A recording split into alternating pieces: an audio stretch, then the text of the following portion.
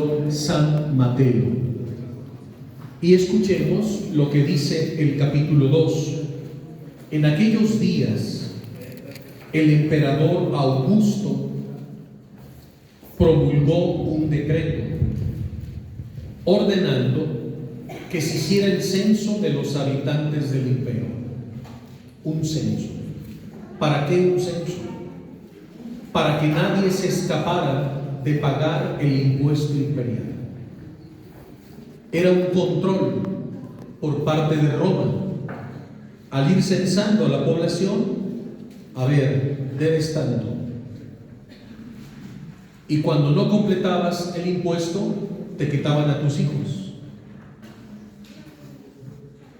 Y si no tenías aún para completar, te quitaban a tu esposa y vendían a tu esposa y a tus hijas como esclavas, y a tus hijos varones los reclutaban en las legiones romanas.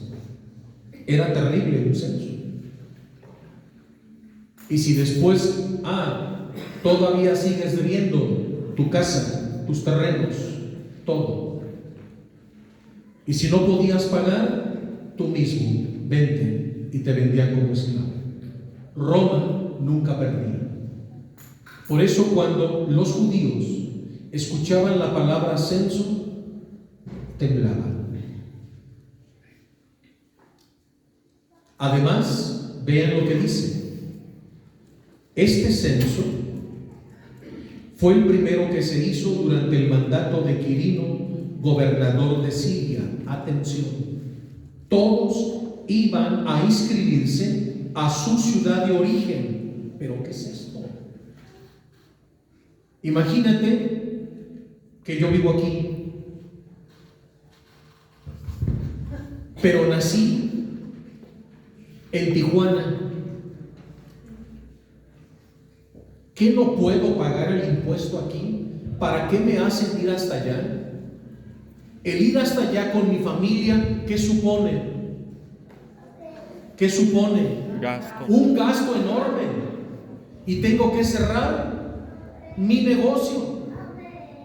Y transporte para toda mi familia, alimentos, hospedaje, esperar mi turno en el censo y luego regresar. ¿Qué me va a suponer eso? Un gasto extra.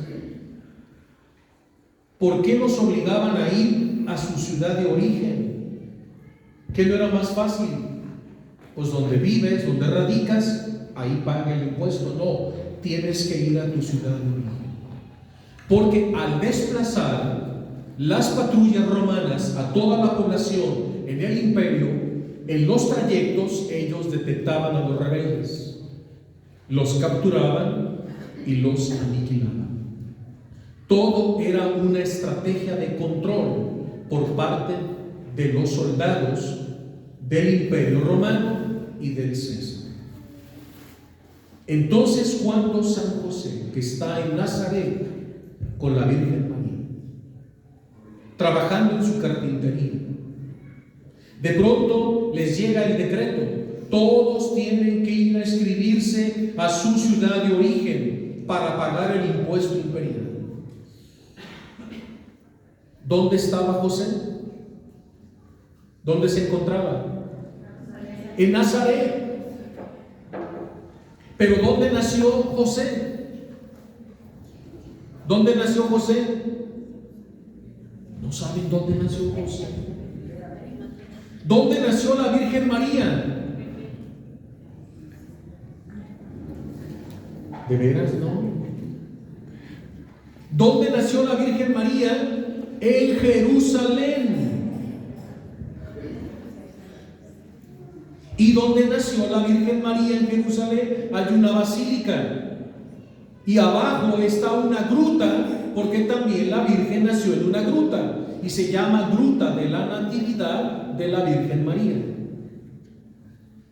Y es visitada por miles de peregrinos. Cuando vayamos en el 2025 vamos a ir.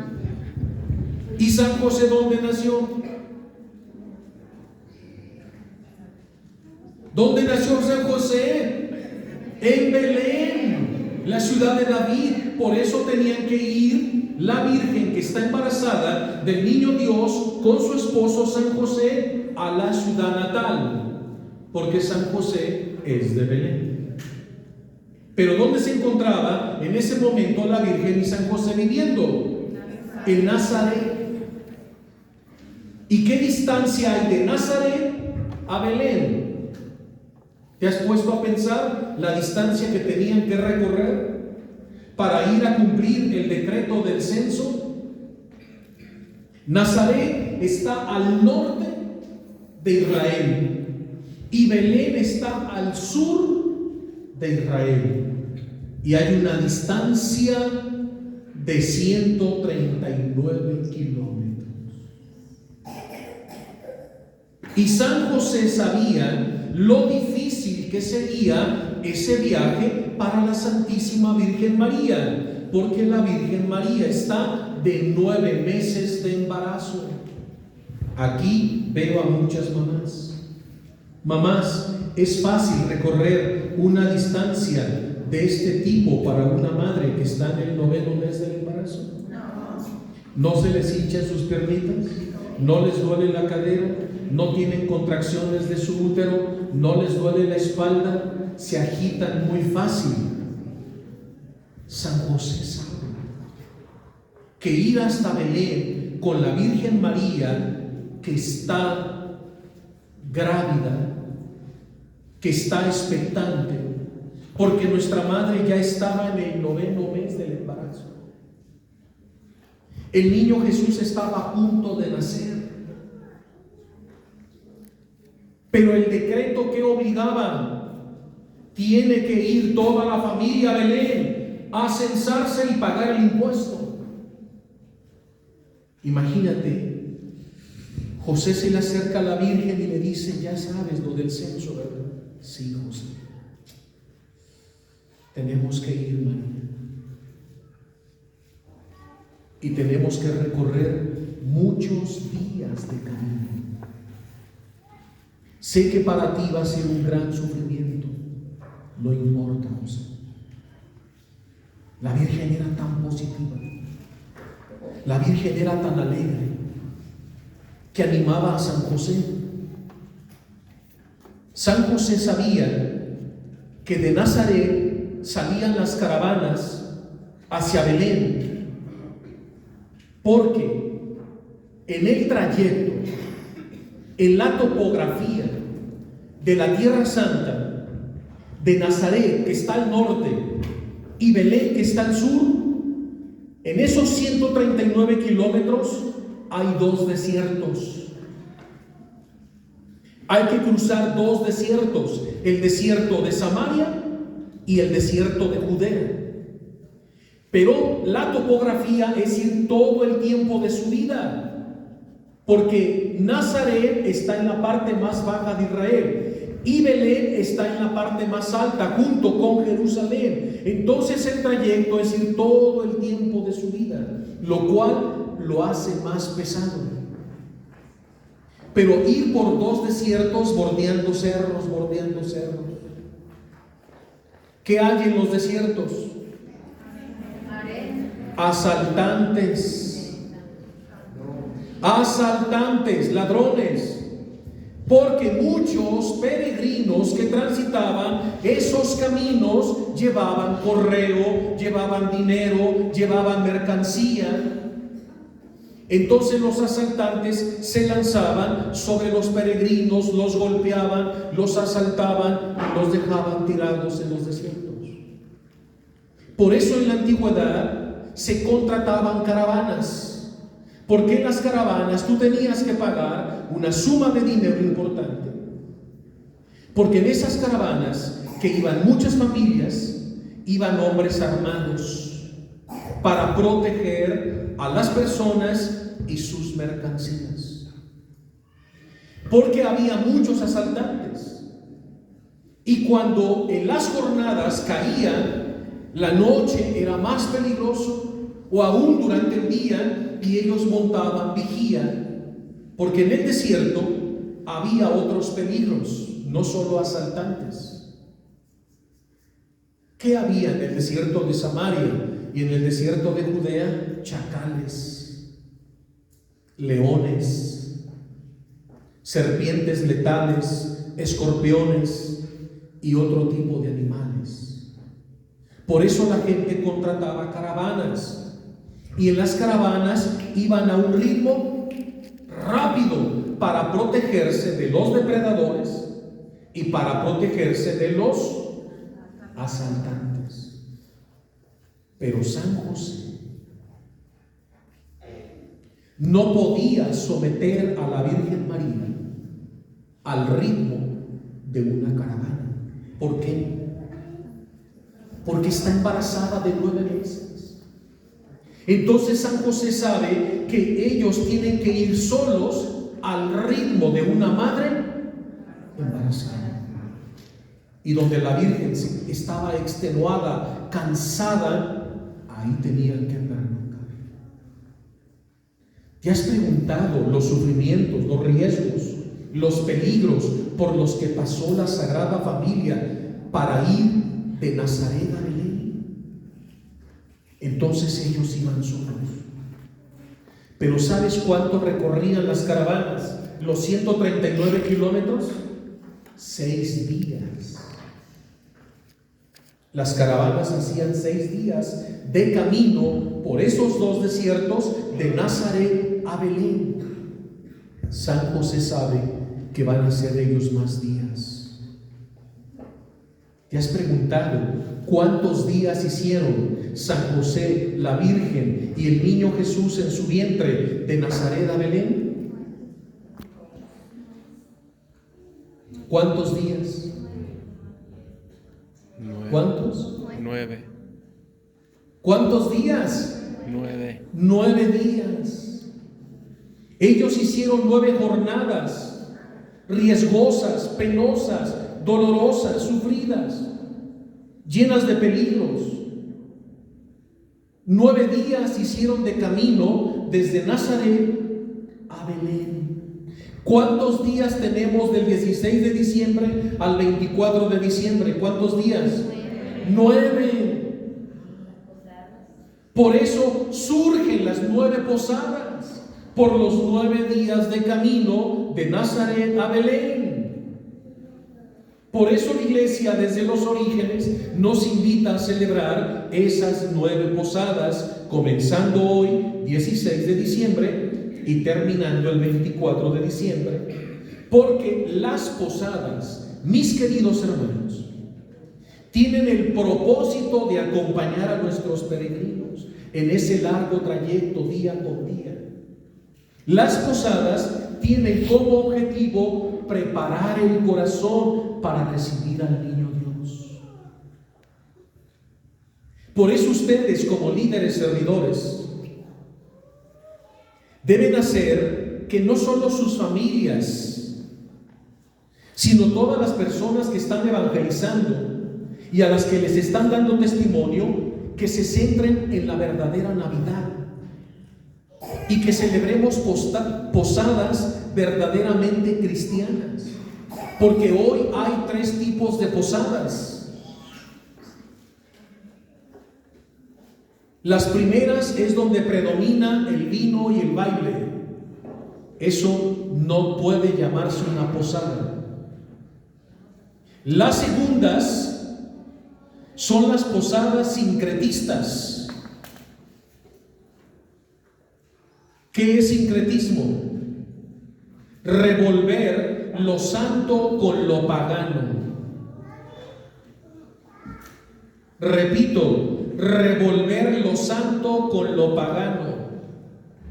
Y las posadas de segundo grado sincretistas son aquellas que empiezan muy bien con el rosario, los peregrinos, los villancicos, las lecturas, y terminan en un baile y en una borrachera. Todo se echa a perder. Eso tampoco puede llamarse una posada. Esas incluso crean confusión.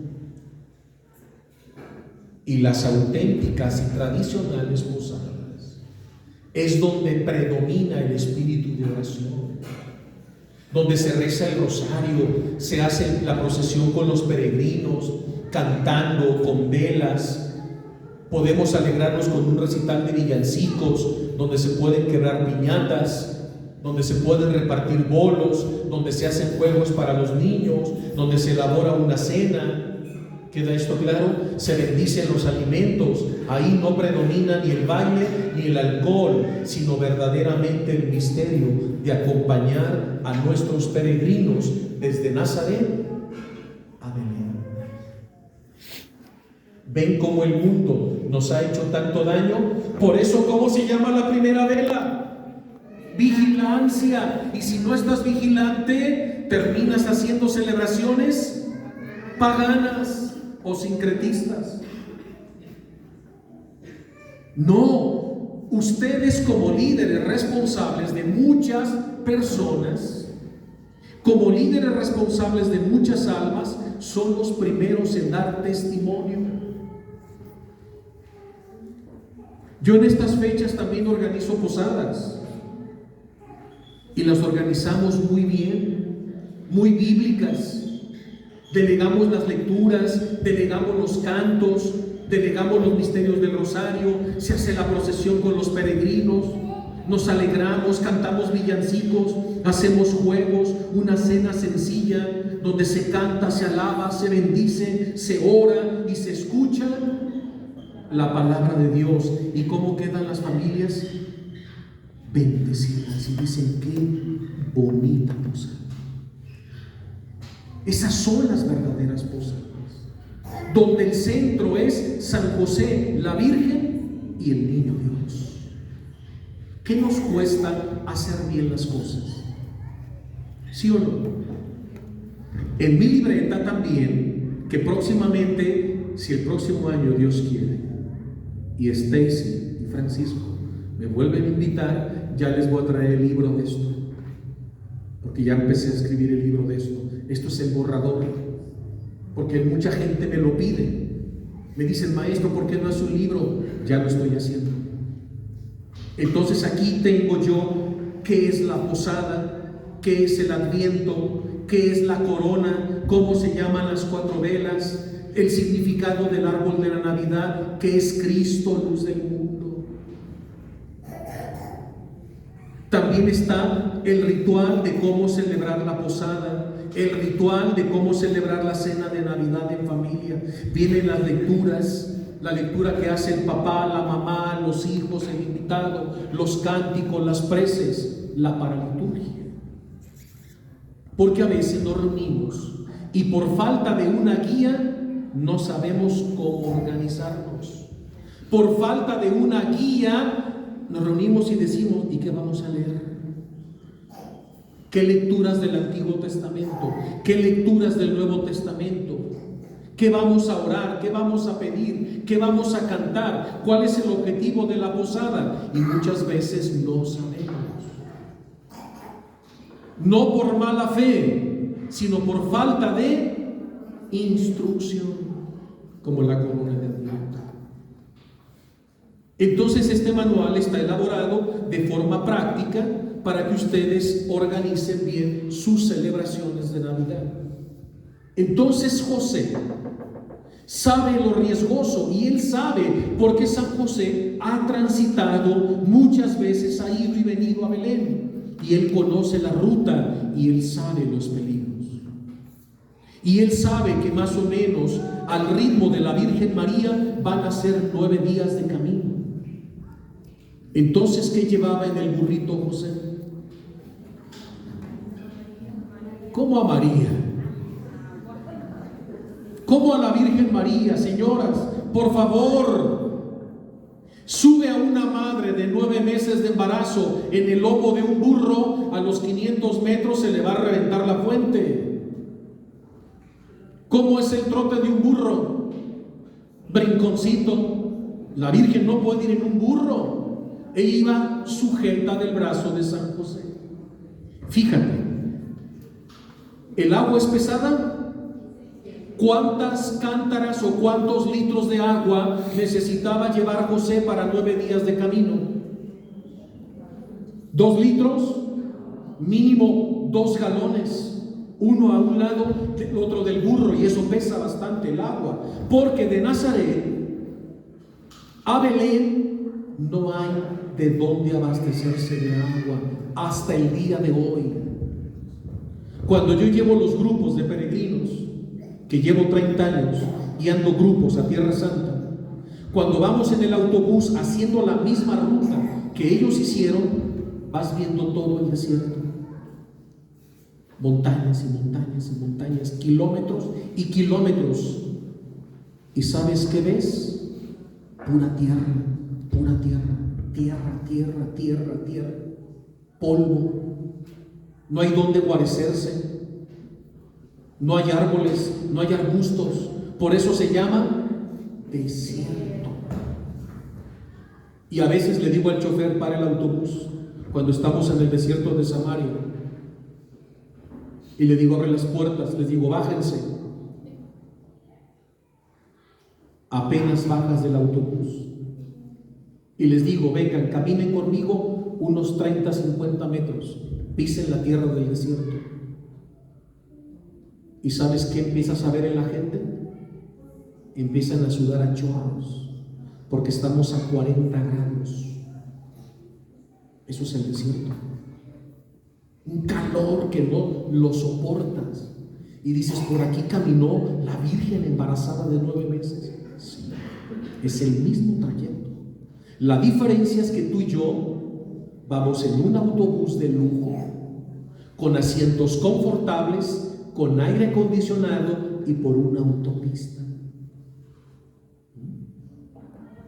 Ellos iban caminando.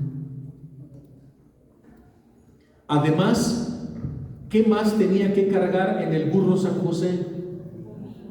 Leña. ¿Para qué leña?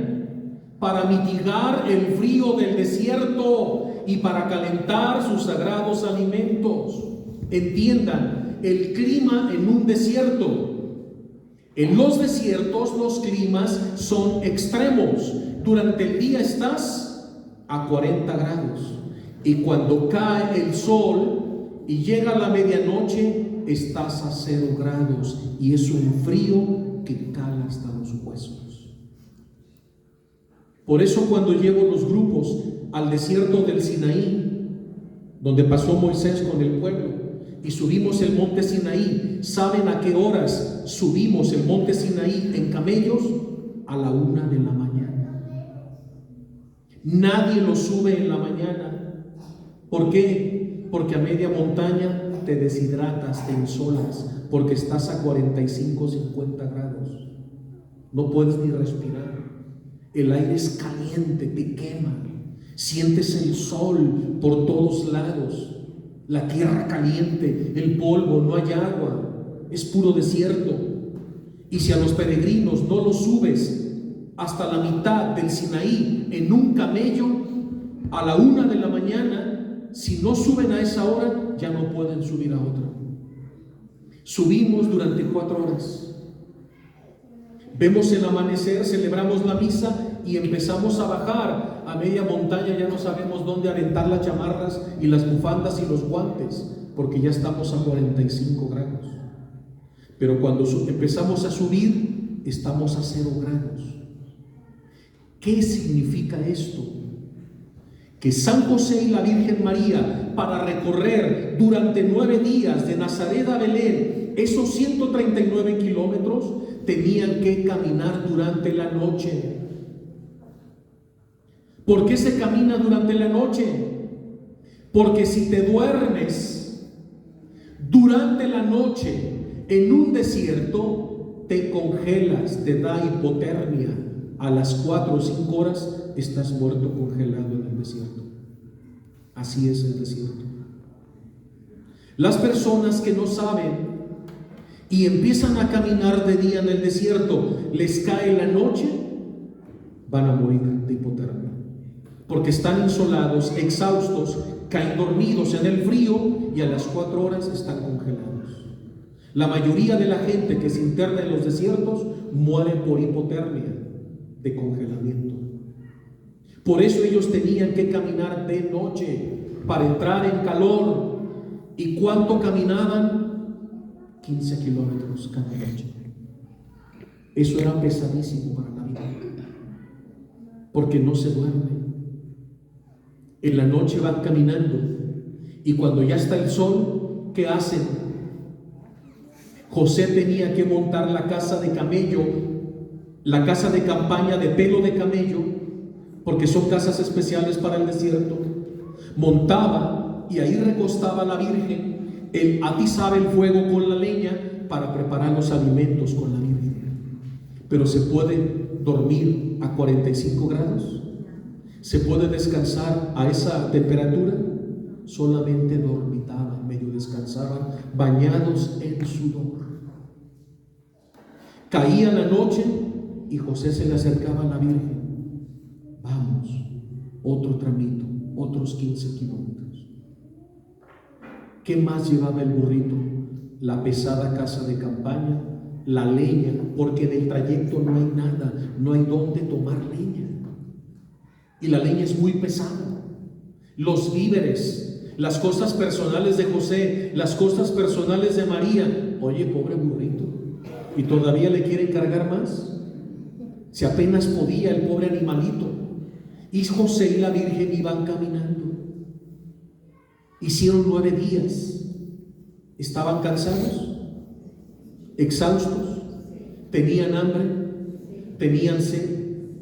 Cuando emprendes un largo viaje y estás por llegar a tu destino, ¿en qué piensas? En 2 cosas: un baño de agua tibia y tu cama calientita. ¿La Virgen se merecía eso? ¿San José? ¿Y José iba confiado? Sí, porque en Belén José tenía parientes. Y le decía: ya estamos por llegar, María. De seguro nuestros parientes nos van a recibir y podrás darte un baño tibio. Te prepararán una cama, un plato de sopa caliente para que recobres las fuerzas. Sí, José. Y seguían caminando. 1 día, 2, 3, 4, 5, 6, 7. Oye, parecía interminable. Cuando llegó el 9º día, ya divisaron la ciudad de David, Belén. Sus corazones palpitaban fuertes y se preguntaban nuestros peregrinos: ¿dónde nacerá la luz? ¿Habrá un lugar en Belén para depositar la luz, el niño Dios? Y cuando llegan a Belén, José empieza a tocar puertas. ¿Y qué hicieron sus parientes? No hay lugar. No te apures, María, a la vuelta hay otro pariente, tal vez él sí nos reciba. Y ahí van, tocan las puertas, los ven, no hay lugar. Si los parientes no los reciben, ¿los van a recibir los desconocidos? No. Vino a los suyos, pero los suyos no lo recibieron. ¿No se repite lo mismo después de 2000 años hoy? ¿A cuántos corazones llegan los peregrinos y no le dan lugar al niño Dios? Ustedes, como San Francisco de Asís. Hoy el Señor les da la misión de San Francisco de Asís. Si verdaderamente son servidores, preparen un lugar para que nazca Jesús. Y ese primer lugar debe ser tu corazón. Segundo, el corazón de tu matrimonio, de tus hijos, de tu familia. Si no eres capaz de preparar un Belén para el niño Dios, ¿qué clase de servidor eres? ¿Qué clase de líder es ese? Ustedes están llamados a heredar la misión franciscana de preparar un portal para el niño Dios en el pesebre del corazón de cada hombre. Empezaron a ir por las calles de Belén. Estaban exhaustos, era el 9º día. San José miraba el rostro de la Virgen y ¿saben cómo la veía? Alegre. La Virgen miraba el rostro de José y estaba feliz, porque su alegría consistía en hacer la voluntad de Dios. Y en eso está la santidad, en hacer su voluntad, no la mía, sino la de Dios. Y ellos estaban cumpliendo la profecía, porque Jesús estaba escrito en el capítulo 5 del profeta Miqueas. El Mesías tenía que nacer en la ciudad de Belén, la ciudad de David. Ya estaba profetizado, pero ellos no sabían las condiciones y tuvieron que ir descubriendo el rechazo, porque sentían el rechazo hacia sus personas y el rechazo hacia su hijo que estaba a punto de nacer. Y San José, al ver que empezaba a anochecer, eran como las 11 de la noche, el frío arreciaba, ya no tenían agua, ya no tenían comida, ya no tenían leña, los víveres se habían agotado. ¿Qué les quedaba? Nada. Entonces José se sentía impotente como varón. No tengo nada digno que ofrecerle a mi esposa María, ni a mi hijo que está por nacer. Entonces José, por un impulso, toma a la Virgen del brazo y le dice: sígueme. Y se salen de Belén. Y cuando están en las orillas de Belén, de pronto José divisa a lo lejos una gruta. Y le dice: vamos a guarecernos en esa gruta. Sí, José, vayamos allí. Cuando José entra a la gruta, ¿qué encontró? Excremento de animales, polvo, telarañas. Una gruta horrible, espantosa, húmeda, fría, indigna. ¿Sabes por qué estaba así la gruta? Oscura, fría, húmeda, indigna, sucia. Porque esa gruta oscura representaba la mente de todos los hombres. Todos estábamos entenebrecidos, fruto del pecado original. Entonces San José agarró una rama y empezó a quitar piedras y excremento de animales y dejó la tierra y recostó ahí a María. Y le dice: espérame aquí, María, voy a ir a recolectar leña, porque debo encender una hoguera en la entrada de la gruta para formar una cortina de fuego, porque el viento que entraba era gélido, frío. Y José quería dar un poco de calor. Mientras San José se salió y empezó a recolectar leña de los alrededores, ¿qué crees que estaba haciendo la Virgen? La Virgen, así hincadita, juntó sus manos en el pecho y comenzó a orar. Eran ya casi las 12. Y la Virgen de pronto queda elevada, suspendida entre cielo y tierra, quedó levitada y entra en éxtasis contemplativo. Entonces José llega con la leña a la entrada de la gruta y empieza a preparar el fuego. Cuando José ha encendido la hoguera, entra en éxtasis contemplativo y queda estático ahí, mientras la Virgen está dentro orando, suspendida entre cielo y tierra. De pronto, el Padre Celestial hizo que del cielo, de su trono, saliera un rayo de luz, una estela más brillante que el sol. Y esa estela penetró aquella gruta fría, oscura, y de pronto esa gruta se volvió traslúcida, como si fuera de cristal purísimo. Todos los ángeles estaban reverentes. Nunca había habido un silencio tan solemne en el cielo en la eternidad. Los ángeles no podían creer, ver humildad nunca vista. No podían ver y no podían entender. No les cabía en su mente angélica cómo era posible que aquel Dios 3 veces santo, todopoderoso, ahora estaba tan empequeñecido, tan humilde. Estaban atónitos los ángeles. Todos estaban en profunda adoración. Era un silencio total, nadie se movía. El Padre Eterno estaba de pie en su trono. El Espíritu Santo estaba de pie en su trono y tenían la mirada fija en esa gruta de Belén. Porque estaba a punto de producirse el más grande milagro, el más grande portento.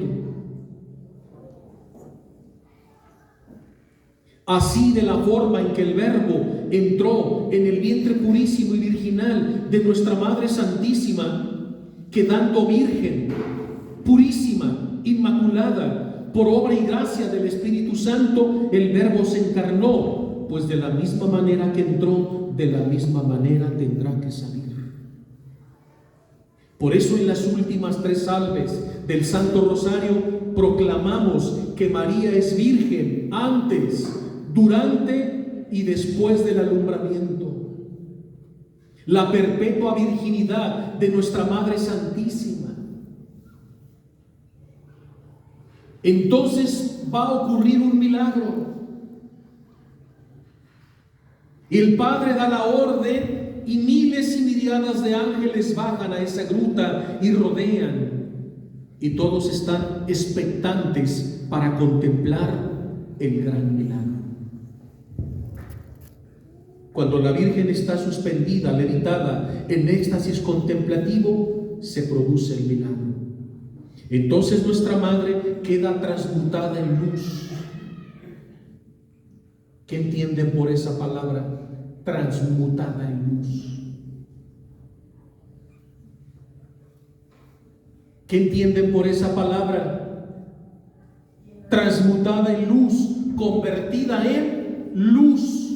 Se transmuta en luz, más brillante que el sol, todo su cuerpo, translúcido, como si fuera un sol naciente, brillantísima.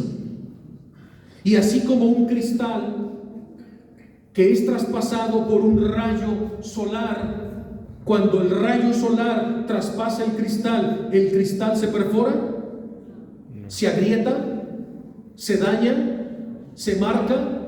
¿Qué pasa? Queda intacto el cristal y la luz penetra. ¿Y quién es la luz? Jesús. Y se podía ver en el vientre de nuestra Madre el niño Jesús, transmutado en luz.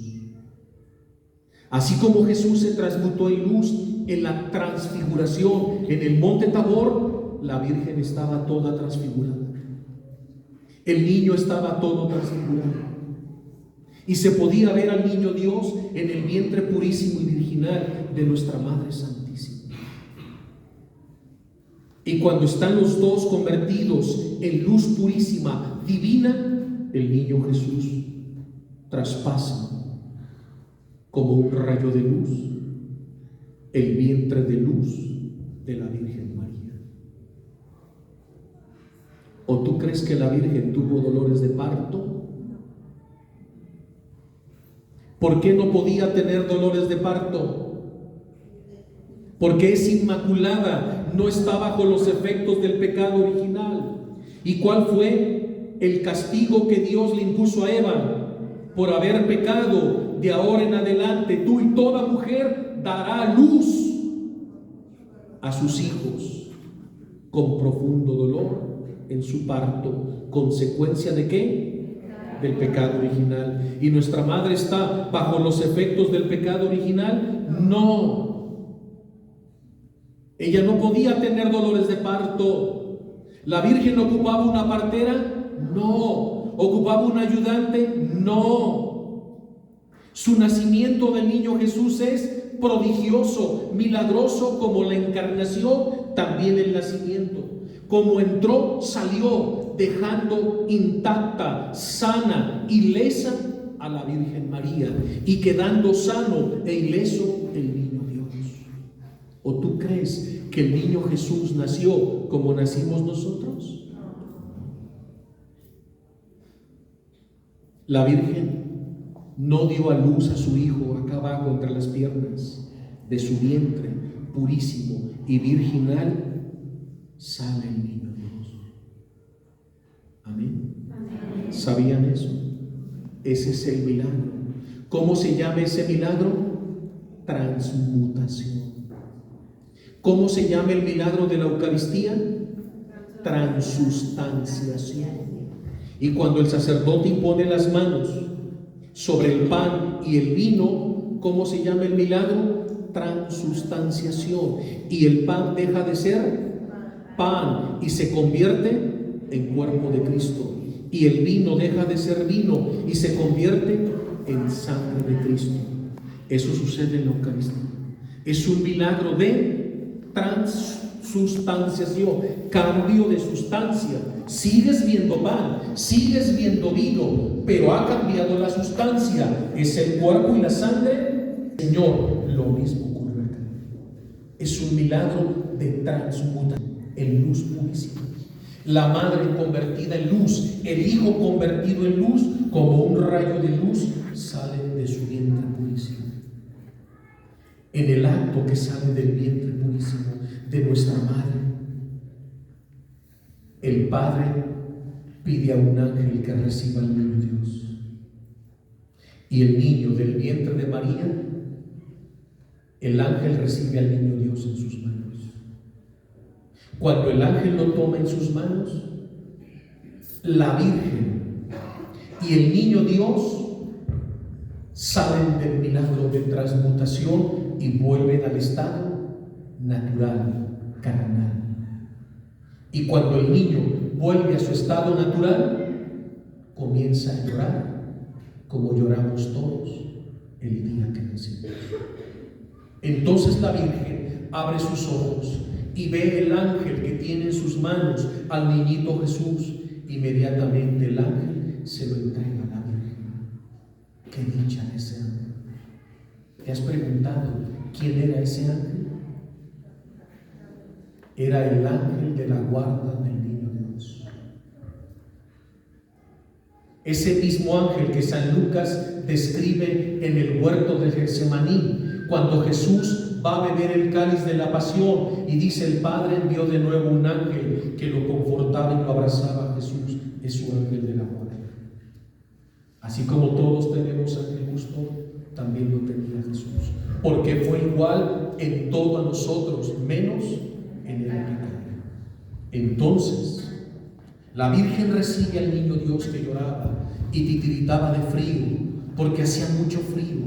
Y la Virgen lo pone en su regazo, lo besaba y lo cubría, y el niño Dios le sonreía y la acariciaba. Cuando la Virgen ya salió del éxtasis contemplativo y el niño Jesús ya está en sus brazos purísimos, también San José, que estaba a un lado de la fogata, en el éxtasis contemplativo, él nunca estuvo adentro del nacimiento, pero desde su éxtasis contemplativo vio espiritualmente lo que ocurría dentro. Entonces San José empieza a entrar a la gruta, tembloroso, y las lágrimas le corren, porque no podía creer que con sus propios ojos iba a ver a su Creador, a su Salvador, a su Mesías, a su Hijo. Cuando la Virgen voltea y advierte la presencia de San José, le dice: acércate, José, toma, abraza al niño. Y San José cae de rodillas y comienza a llorar más.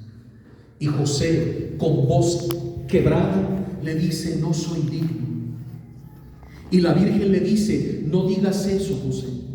Recuerda que tú fuiste elegido para ser el padre virginal de Jesús. Pues tú le impondrás el nombre porque te pertenece, porque el Padre lo ha puesto bajo tu custodia y tu guía. San José, animado por las palabras de la Virgen, se acerca. Imagínate José abrazando al niño Jesús. Ponte un momento en el lugar de San José. ¿Cómo lo abrazarías? ¿Cómo lo besarías? José se lo quería comer de alegría, de amor. Lo tenía en su pecho, lo sentía, e inmediatamente lo adora. Y la Virgen y José, de rodillas, comienzan a adorar al niño Dios. Lo toman y lo envolvieron en un pañal, tal como está aquí, en un pañalito blanco. Era lo único que tenía la Virgen para cubrirlo. No tenía nada más.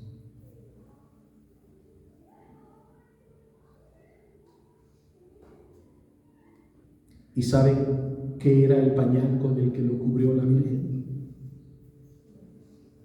Su velo blanco. 2 veces lo cubrió. Cuando nació, la Virgen inmediatamente se quitó su velo blanco y lo envolvió. Y cuando en la cima del Calvario desnudaron a Jesús, y ahí estaba la Virgen, y Jesús queda completamente desnudo, la Virgen no pudo soportar. Se volvió a arrancar su velo blanco y se abalanza abriéndose paso entre los soldados en el Calvario y le pone esa mantilla a Jesús. Por eso cuando vemos el crucifijo, lo vemos con un pañalito. Mira la similitud. Están igual, desnudos y con un pañal. Y 2 veces la Virgen se quita su lienzo blanco para envolverlo cuando nace y para envolverlo cuando va a ser crucificado para morir. ¿Ven? ¿Qué ciegos estamos? Ahora lo ven con claridad. ¿Cuántas veces has visto esta imagen así desnudo con un pañal blanco? ¿Y cuántas veces has visto a este mismo niño adulto de 33 años clavado en la cruz, desnudo, con el mismo pañal del velo de la Virgen María? ¿Verdad que no lo habías visto? Ahora lo ves con claridad. ¿Ves la similitud? Desnudo vino y desnudo partió, pero cubierto por el velo de pureza de la Santísima Virgen María. Eso es Navidad. Por eso, Madre, quiero estar bien despierto.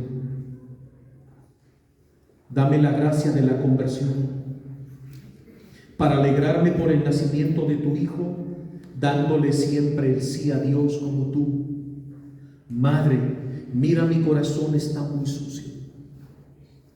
¿Cómo va a nacer Jesús en este corazón lleno de impureza? ¿Cómo va a nacer ese niño santo en mi corazón que es tan pecador y sucio? Madre, pero si tú tomas tu velo de pureza y con él cubres mi corazón, entonces habrá un lugar para tu Hijo en mi alma. Amén. Y normalmente, ¿con qué nos cubrimos la noche del 24? Con alcohol y baile. Mira por lo que has cambiado a Jesús. ¿No creen que es tiempo de decir basta? ¿No creen que es tiempo de ejercer nuestro liderazgo en familia y con los nuestros y devolverle el lugar de dignidad al niño Dios en nuestro corazón y en nuestra familia? Si no, ¿para qué estamos aquí perdiendo el tiempo? Por eso los muchachos prepararon este retiro de Adviento para ustedes, los líderes, para que entiendan este misterio tan santo, tan divino, y lo empecemos a vivir en casa. Esta Navidad tiene que ser diferente, muchachos. Tienes que ser algo diferente en casa. Tienen que evangelizar con el misterio de la Natividad, como lo hizo San Francisco de Asís. Cuando los franciscanos llegaron al puerto de Veracruz y empezaron a evangelizar, cuando montaron el primer nacimiento, ¿saben qué hicieron los aztecas?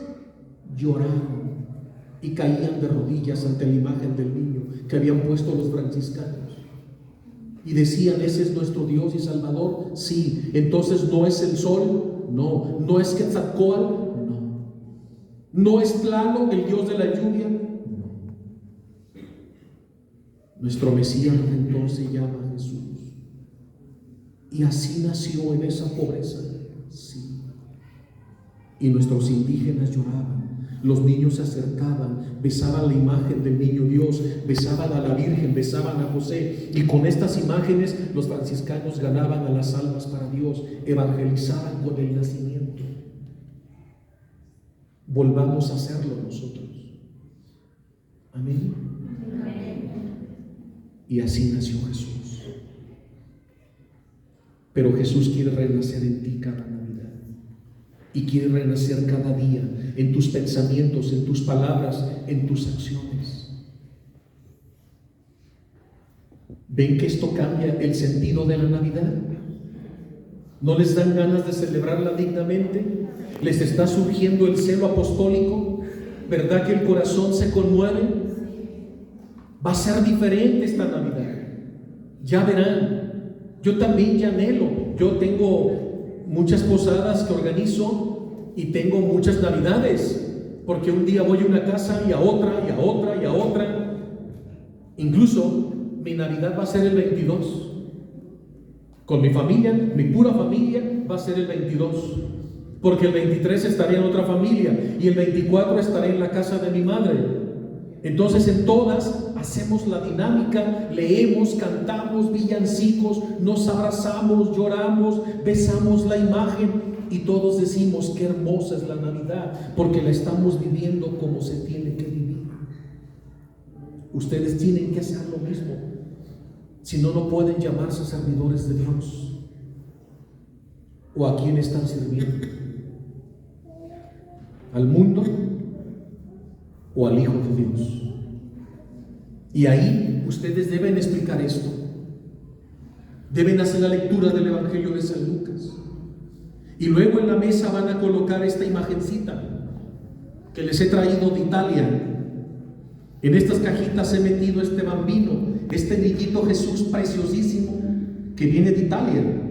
Son niños de Italia, comprados en Roma. Y este niñito, mira, hay unas tarjetitas que vienen dentro, y ahorita les voy a explicar, porque ustedes van a montar el misterio así con su Biblia, la corona de Adviento, van a explicar el significado del árbol, que también viene en la libreta, el significado del árbol, qué significan las esferas, qué significa la estrella, hasta qué significan los regalos que se ponen debajo del árbol. Todo está explicado ahí. En un platito de Navidad van a colocar la imagen del niñito Jesús con el heno que viene aquí. Todo está preparado, ¿sí? Ahí van a poner al niñito Dios. Entonces esta imagencita la van a colocar y van a distribuir las tarjetas, pero nadie las puede ver, las ponen boca abajo. Si hay ahí en la mesa de Nochebuena 24 personas, ponen las 24 cartas. Si hay nada más 10 personas, ponen las 24 cartas. A algunos les va a tocar abrir 2 o 3 cartas, pero todas boca abajo. ¿Queda esto claro? Entonces el que preside, que serán ustedes serán el guía. Si no, ¿quién? ¿Quiénes están siendo instruidos? Ustedes. Si no lo hacen ustedes, ¿quién lo va a hacer? Nadie.